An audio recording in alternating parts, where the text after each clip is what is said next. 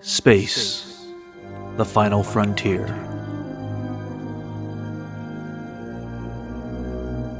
Join us for a bold conversation.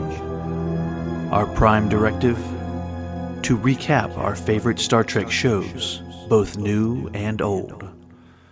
To engage in debate about all things Trek. Prepare to energize with phasers set to stun.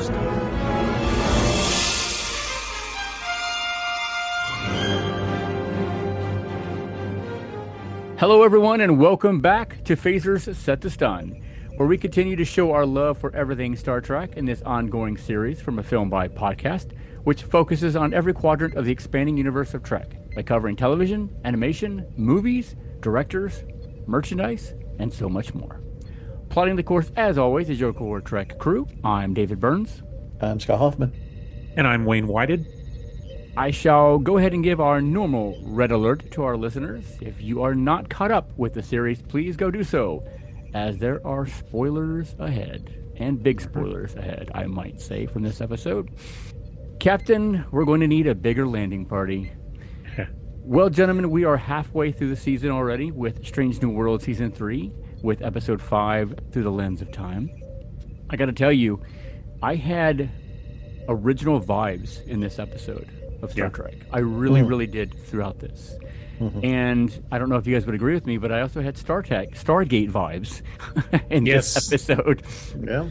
I did too, yeah. I don't know if it was just where they were shooting or what it was, but I mean, obviously they're dealing with ancient history and stuff like that, like ancient aliens and stuff like that. But, you know, I had that vibe going on with it. So. I was kind of picking up a little bit of a D&D vibe. Okay. I could see that too. At times. Yeah. I definitely could get that. There's a lot of vibes going on in this episode. I got an Indiana Jones vibe. All right. Looks like we were getting all kinds of vibes. Well, before we move into our different planes of existence, let's keep our communication lines open. And Wayne, tell our listeners what this episode is all about. The Enterprise is at Vadif 9 to explore an ancient site discovered by Corby and Chapel. While exploring the temple, a glowing orb explodes in the face of medical assistant Dana Gamble, and he is transported back to the ship just as the others become trapped within. The away team discovers that the temple was built as a prison for extra-dimensional parasitic alien beings called the Vesda. Meanwhile, Gamble appears to be possessed by one of the ancient and non-corporeal Vesda and takes M'Benga, Scotty, and Pelia hostage while attempting to take over the ship. First off, thank you, Pelia, for deciding to join the crew. Back. About time. It is about time. Pleasant to have her with the crew and getting the humor that we get from her. She had a few good laughs in this episode. It was fun to have. But I got to tell you guys, the way this episode opened, I'm like, oh, God, goodbye, Nurse Gamble. I just knew it. Yep. I knew it. When they started it the way they did, I'm like, man, we didn't get to know you, buddy, but it was nice. Yeah, that was pretty obvious, wasn't it? I got that same feeling, too. Yeah. I mean, I really liked his character, man. I wanted to get to know him more. I feel kind of cheated. I mean, there is something that happens at the end with the screen behind M'Benga. I don't know if that's related, that we may get something else from, I don't know. But, I don't know about you guys, but I feel really cheated with Gamble. Yeah, I did too. I wish, let's see, we're 5 episodes in. I wish we had seen him in more of the episodes. I mean, I liked him. I remember even when we first saw him a couple episodes ago mentioning that I really liked the interaction that they had, the idea that they were introducing these secondary cast members. But I had no idea they were introducing him just to kill him off. And I kind of wish that they would have developed him a little bit more, maybe put him in 2 or 3 more episodes. Yeah, it seemed like there could have been more runway to make more of a connection with M'Benga. On more of a personal level. There was a little bit of a time when I thought we were going to lose M'Benga as well, when he says take me, and I'm like, oh God, please don't. nothing personal, Gamble, would love to see you stay around, but yeah, it's too soon. I liked his interaction with everybody that he had. He had this excitement, this youth that you get, that anybody who's brand new on the job. But you could really feel the excitement in him when he's on the Enterprise, which is a treat. He knew that. And, I think he even says that, that he was excited to be able to save the Enterprise that he is working on. And the relationship that he had with Mbinga, it was almost like a father and son almost kind of thing. And it was almost to the point that, when he hugged him, remember? He was almost backed off a little bit because he's like, oh, I shouldn't do this. You're my commander, basically. Not in those words, but, that's exactly what it was. And just, it was like a little kid when he realized he was going on the away mission. And I absolutely loved that. And I'm like, well, you might as well be wearing a red shirt because we all know where this is going. But it just, and then when his eyes get taken out, oh my God. That was pretty gory. That was pretty gory for Star Trek, yeah. Jeez. But it definitely set the right tone for the whole episode. I mean, it was more horror than I think I was expecting. Definitely a lot of adventure in it, but a very interesting, psychologically kind of scary bend that they took with this. I found myself wondering if there was any gamble left, or if it was really just. I think it was just the Vesda. Yeah, I think it basically. was. I think it was just kind of laying in wait and using his memories, using his personality as kind of like a suit that he was wearing around to be able to get back on board. But clearly, it used it to great effect to mess with Amenga because it was getting into his head, getting into his daughter, which is obviously kind of a big parallel that they drew with this to kind of tap into his feelings as a father. Yeah. I had that same feeling too. I wasn't sure if there was anything of gamble left. I felt it was the Vespa, like playing with him, trying to trick him. That's exactly the vibe, the feeling I got. Yep. I know when he was running the test, when he first got him in the medical bay and put that thing on his eyes to try to get his eyes to come back, and then when he tried to do the reading and nothing was reading, and then he goes and says, let me do that again. Basically, he was dead.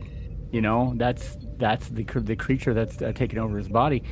But I remember when I first saw the episode about the Borg, when back in the Next Generation, and you got that feeling, that imposing doom that you had through the whole episode. I had that in this episode. Did you guys? Yeah, yeah. I felt that too. Well, first of all, we've got what could possibly be an all-new villain for Star Trek, and I'm really glad that they've done this. Rather than just bring back the more familiar ones, we got something new that feels like it can be really explored and really established. There could be something big here coming up. I mean, we may be seeing the beginning of the storyline for the rest of the series. Who knows? Yeah. But yeah, I'm extra excited the fact that they did this, but it did feel that way. It felt like something big is coming from this, and I have it's more than a theory. I'm not sure. I got something later I want to ask you guys to see if you guys caught. Okay. Well, I mean, even Pelia, when she gives that little speech there at the end, this is like pure evil, Didn't that remind you of Guinan when she gave the warning about the Borg? Yeah. It's exactly what it was. And I had that feeling all over again. And it was just, I got chills when she gave that. Of course, she wanted to repeat. You need that repeated again for the camera? Yeah. But, well, and that's one of the things, like, it turned such a serious thing into, like, either she had, like, a twinge of seriousness to that, or that she was trying to be, like, hyper dramatic. And then, do you want me to do one for the camera? Yeah, that was Carol Kane gold. Yes. So I was glad to hear that. Absolutely. Speaking of that, Wayne, I want to go back to something you had said a few episodes ago. I think you're right. We're going to get a documentary episode because I think this was the setup for that. I really do. I think I read somewhere it has been confirmed that episode that we thought is a documentary is a documentary, and it's leading up to that. Yeah, good deal. Well, I'm looking forward to that one because I liked what they did in this episode with Helm. Yeah, I thought that was unique and something Star Trek really hasn't done, to be honest with you. No. So it's going to be kind of interesting to see that angle. But anyway, back to this episode. There was some humor in this, not a lot, but I think they really couldn't do that because what the subject they were dealing with here and obviously pressed for time. Obviously, you have only so many minutes to tell a story. But what's going on in the ship, what's going on in the temple, all those kind of things. I thought it was very well balanced. Yeah. Yeah, they did a great job of managing time Hmm. between the two and just enough intrigue. Like it's really kind of a trippy concept that quantum instability and Hmm. being in the same place but on different planes of existence at the same time. Um, I wasn't quite sure the explanation for how the camera could see all three phases at once, but then I put the Yeah. MST 3K switch on Wayne and just said, just relax and enjoy the episode. That's Well, right. no, I thought that was rather odd too, and they didn't explain anything about it. I'm wondering if they did that on purpose or not. I'm not sure. Yeah, I don't know. And then let's talk about Patel, the Gorn Hmm. inside of her recognizing this creature Hmm. Hmm. that was in Gamble. And then you get this incredible fight. Um, I'm going to go ahead and say it. I don't know if they did it on purpose, but did you notice when Patel was swinging, there was almost like Gorn from the original Star Trek? Yeah, How she Oh, was interesting. swinging? I yeah, thought The that was Gorn haymakers. yes. It looked yeah. like that. I don't know if they I think that intended was it, on. but I think it was. I think it was intended because it was. I noticed the same thing. yeah, that was so cool. I'm like, holy crap, are they doing this? And Yeah. but no, that whole sequence, man, where I mean, she just goes crazy. Hmm. Obviously, the Gorn takes her over, and they obviously have to calm her down. But kind of the instance that we had when Spock was mind melding with her, and he kind of got that too. But I thought that was a really cool scene. And Well, obviously, these Vazda are mortal enemies of the Gorn. Yeah. A nice little establishment about what's going on a little bit. Hmm. yeah, yeah, there's definitely Q Guinan vibes in that, like this Yep. deep-seated hate for each other. Yeah. Um, I think it's beautiful how they're creating language in Hmm. this episode for that fight scene, but also the character of Anjal.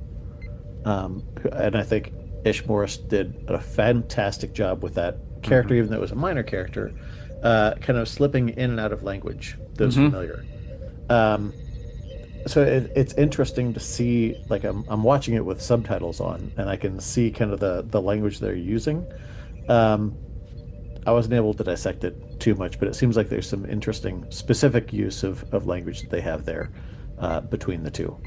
Um, it also kind of made me think of when Spock looks at one of the orbs and sees kind of that same Gorn head Hmm. kind of pop out of him or pop out at him. Um, what I found interesting though was that it seemed like it was more of a memory than something new. Hmm. Yes. So I wonder if that orb was kind of like we saw with Gamble, it's kind of tapping into something inside of him or kind of hitchhiking in his memories more than showing him something new. I don't know. Hmm. Well, let me throw this at you guys because I'm not sure if you noticed this or not. Um, and this may put a complete different perspective of everything here too. Remember a few episodes back on the episode Wedding Bell Blues Hmm. with Chirlane. Chirlane. Now, keep in mind the planet that they're on right now. It was Vadia 9. Chirlane mentioned Vadia 9 as their old home world. Ah. And if Chirlane is part of the Q continuum, and this is their old home world, we, these could be evil Q. This are what they used to be. We could be getting an origin story for the Q. Oh my. But they did that Hmm. on. I mean, it's definitely on purpose that those planets were mentioned. That would be deep. I tell ya. Hmm. So I mean, that's a good question. Are the Vazda the original versions of the Q? It opens so much. Like I said, this could be the beginning of the storyline that's going to be for the rest of the second half of the series. Yeah, I think what we saw in this episode is going to be our cliffhanger for this year because Yeah. we know it's not going to be the Gorn again. Yeah. I think this alien is going to be the rest of the season, or at least pop in here and there until the finale, and the finale will be this. That's my guess. So two Yeah. things to build on that. Number one, Wayne, love that idea. I totally got some of those like evil Q vibes when Pelia was talking about it. It could be interesting that these versions of Q can be imprisoned, or that they have to hitchhike in some way, that they have to kind of, possess someone else to get anywhere. But also kind of interesting to think about if this is the villain that's going to cause the cliffhanger for this season. It feels like there might be a possibility that they have to wake up the Gorn that they just put to sleep. Oh, jeez. Oh, man. Oh, that would be that would be a good guess. an interesting twist to the story. Yeah, Because of the only one that knows any kind of like actual connection or history to them is, whatever's happening with Patel. And along with that, speaking of Patel, Pike may have to let her go. He may have to allow her to become whatever she's becoming in order to fight this creature to save the Federation. Yeah, I have a feeling there's a big heartbreak coming for him. Yeah, yeah, that's my theory too. That she's not going to make it to the end of the season. No, man, that's going to be some heavy stuff that we're going to have to deal with at the end of this season. Yeah. Which is a shame because she's an amazing character. She is. Yeah. Absolutely. Speaking of amazing, how about Chris Meyer's performance as Gamble? And not just as Gamble, but as the creature too. The way he was able to turn it off and on, off and on, off and on, like a switch. I thought his performance in this was phenomenal. It was. Yeah. It was. It definitely deserves recognition. Because, I mean, I don't know whether it's CG or how they kind of apply the whatever was happening with his eyes to show them like gone. But yeah, the way that he uses like subtle tilts in his head, kind of a Michael Myers kind of thing, was really, really well done. It kind of straddled the line between ultra creepy and pity. Like you were feeling sorry for Gamble at the same time that you were, wanting to get the heck away from whatever that Vesda thing was. But you didn't know what was going on yet. In my opinion, I really didn't know, like I said before, whether they were just playing tricks or if it really was Gamble there, which if it was Gamble, that's even more tragic than what it would be without. I mean, that's, Pelia shot him and killed him. I could understand her shooting if it really wasn't him, but if he was still in there, ooh. And speaking of that scene, that right there proved Mbinga is not the monster that he thinks he is, because he did not pull the trigger. He held off because he thought that was Gamble and he was not sure what is going on. And obviously Pelia had to step in and shoot from behind. But that just proved right there from Mbinga saying that he's a monster. He's not. He's not. No. Yeah, you're for right. sure. Yep. Yeah, and I mean, I feel so bad for him because the way that it ended is kind of a horrible perversion of what was happening with his with Rukia, with his daughter. That now there's something being kept in the transport buffer that is inherently evil that they want to get rid of versus something that's the kind of a paragon of love, like something precious you'd want to keep. So do you think first off, poor Mbinga has to call the parents of Gamble at the end of this episode to let them know that he's gone. But the monitor behind him, when it starts flickering and stuff like that. So, do you think it's the creature, or do you think it's Gamble? I think it's a creature. I think it's the creature too. It's like infesting the ship. But that's an interesting point. I mean, interesting thing you brought up there. I mean, it could. I mean, we may not have seen the end of Gamble. I know, we really don't know. I mean, was he there? Is he still part of the consciousness, or what was he? Did he die with his body? Who knows? Yeah. But we definitely have not seen the end of these aliens. No, not at all. Interesting. So something that just came to mind. There's almost kind of like a Cybok element to these things. Is there not? In the sense that he has that kind of empathic ability to tap into somebody's deepest pain. Like taps into Mbenga with Rukia, taps into Rex's mother, I think it is. But it seems to be this kind of reading ability that somebody uses as almost a gateway to get inside. Did you literally just bring Fight on the Frontier into this? I did. Yeah. Wasn't there kind of didn't somebody like dangle a carrot of Yes. Cybok that never actually materialized? Well, they're still talking about it. It just hasn't happened yet. Yeah. Okay.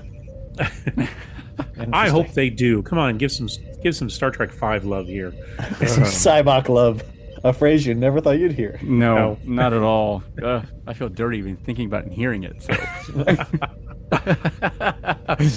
But no, I mean, these are all good questions, man. I mean, this episode really makes you think. They did a fantastic job with forcing you to use your imagination in this. Well, it's made us want to come back. I mean, I want to see what's happening next. Yeah, absolutely. What if Cybok was a Vesda all along? Oh, come on now. Possibility, like his brother never had those powers, but then shows up with his ability to read people and take them to the ends of the earth to unimprison God from some kind of God planet. Maybe a stretch. I don't know. That's a stretch. Well, Q always thought he was God, and if the Vestas are the early Qs, they were maybe been looking for God. I don't know. There might be something to that. I don't know. My brain hurts even thinking about that. Too much Cybok for one day. All right, let's get back on the highway. Good grief! I never thought I'd be talking about Star Trek V tonight in this episode, but here we are. Here we are. Scott, quit it. No, it's good. It's good talk, good discussions. I like that. Anything else in this episode, you guys? First off, I want to say, and I hope our producers listening to this again, I want those jackets. I love that away mission jacket. Those were fantastic. They are cool. Yeah. I love those too.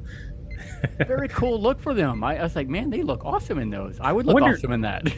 I mean, I know it's pretty early, but I mean, they make reproductions of everything else. I could see one of the companies making this, and I could also see them taking some of my money to get one. I will be buying that jacket if they do make it. So Paramount, if you're listening, put that on your store because I want it. Yeah.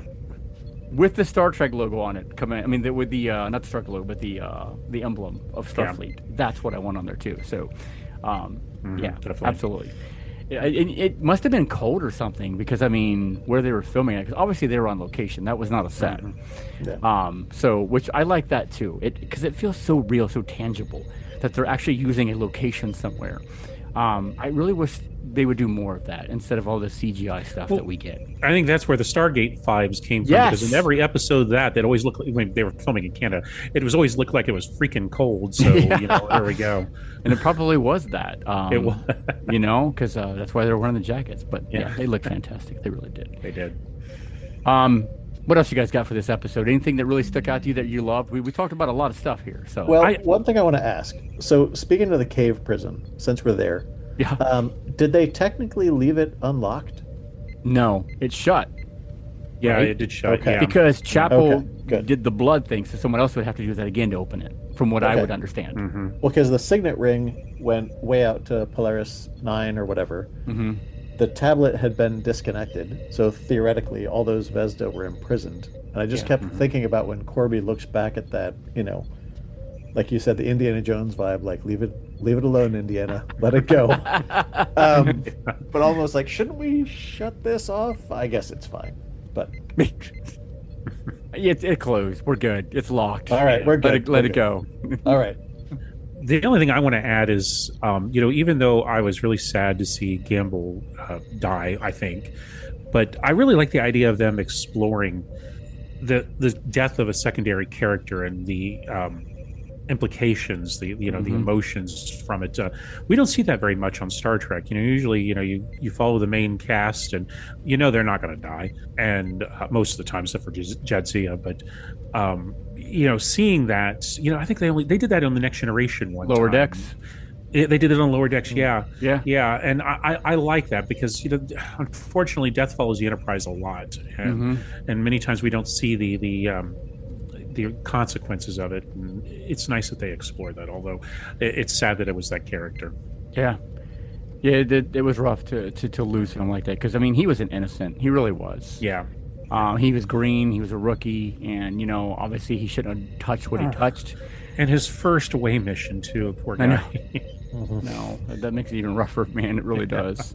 And and Mbing is going to beat himself up for this. Just something else the poor guy needs on his conscience for crying out loud. Yeah. You're right. Mm-hmm. But it is what it is, unfortunately. But you're right. We don't know. We haven't seen the next 5 episodes. We could see something weird happening coming up. We don't know. All right. Well, let's talk about which characters shine the most. I'll let Scott go first. Oof. There were so many of them in this one. Hmm. I'm going to give it to Ensign Gamble. Woohoo! Good choice. Yeah. Like I'm looking at the roster and I'm like, well, Chapel had great moments. Mm-hmm. Uhura had some great moments, and Benga had some great moments. Mm-hmm. Battelle had some great moments. Peli Yep. had some great moments, but give it to the one that we're probably not going to see again. Yep. Wayne, what about you? Yeah, you're you're absolutely right. I mean, there are so many of them had great moments, and I want to choose Pelia or Uhura, but I'm going to say Gamble too, or specifically the actor Mm-hmm. that played Gamble. He shined Yep. because his performance was really phenomenal. I mean, we in two appearances, and we really like him, and we were sad that he's gone. Yep. That's pretty impressive, and those scenes with him switching back and forth were just incredibly acted. So I'm going to give it to the actor that played Gamble. I'm going to agree with both of you. It is definitely Instant Gamble. By the time I got to this episode, I knew right away that was my answer to this question. But one of the things I really want to point out about him is the joy that he has in him. And I kind of touched base on that earlier. But he is the epitome of the nurse that you would want if you were in the hospital, correct? Yeah, yeah. Yeah, Because for sure. he loves his job, he loves what he does, and he loves where he's at. Yeah. So, and it bubbles out of him. He can't help it because that's who he is. And I love that very much. Like, as soon as it opened up on him, I knew where it was going. But it just made you feel good. He really did. He was warm, inviting, and I don't care who you are. If you're in a bad mood, you're going to be in a great mood when you're around him all the time. So I think we get kind of a 1-2 punch there. For Gamble on his own, absolutely agree. When you're giving those descriptions, it feels like a proto Chapel. Yeah. Because when we were first introduced to her, same kind of things. Like the way that she's talking about, like, I'm just going to mess around with your DNA a little bit, and she winks. Mm-hmm. Like, then you knew what kind of character she was going to be. And I think for Mbenga, seeing, the successor to Chapel, or kind of the replacement for Chapel, being a similar kind of person, but distinctly his own character, had to feel good. I mean, that's the kind of guy that Mbenga would trust in his sick bay. Yep. So, yeah. Good point. Good point. So if you could be any character in this episode, who would it be and why? Wayne, you go first. Well, there's a lot of trauma going on in this episode. So I'm going to definitely want to be Gamble. I'm going to say Scotty because he seemed to come out of it the best, I guess, at least. He didn't have to go through all the emotional turmoil, and he got to capture the alien at the end and come up with the solution of trapping him. But I'm going to use that in quotes because I don't think he did the job completely. Nope, he didn't. Scott, what about you? For me, it would have been Uhura, because she had to be like a kid in a candy store, seeing all different kinds of languages to have to translate, and things like that. I used to love Legion of Superheroes, trying to translate Interlac. Mm-hmm. As you were kind of going, so I can empathize with that kind of situation. Dave, what about you? For me, I'm staying far away from that away mission as possible. So I'm going to be Una, because, well, she gets to hang back and just be a kind of a voice of reason and not be in any conflict or danger. So I'm good with that. Yep.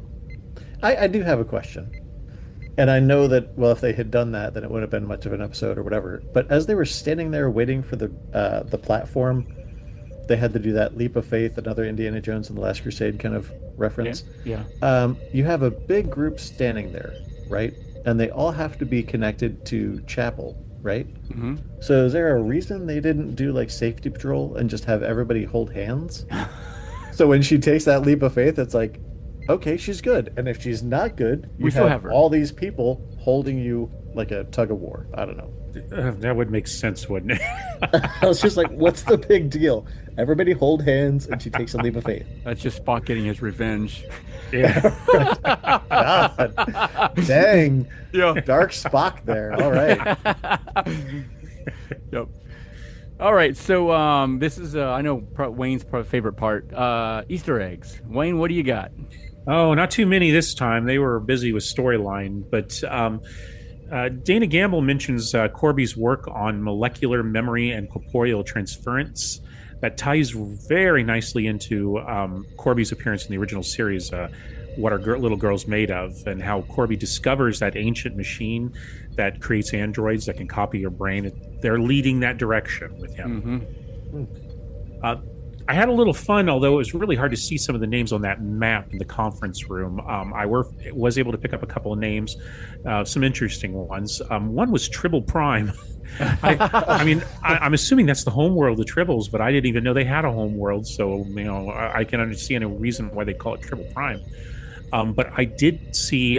Let's see. You guys recognize this name, Galandon Core. London Core, yeah. Sounds familiar, doesn't it?